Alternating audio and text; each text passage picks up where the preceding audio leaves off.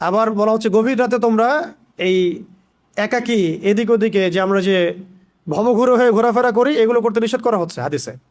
কারণ কি? কারণ রাতের বেলা এমন অনেক মাখলুক ঘোরাফেরা করে যেগুলোকে আমরা দেখতে পারি না। আমাদের দৃষ্টির সীমা তো খুব ছোট।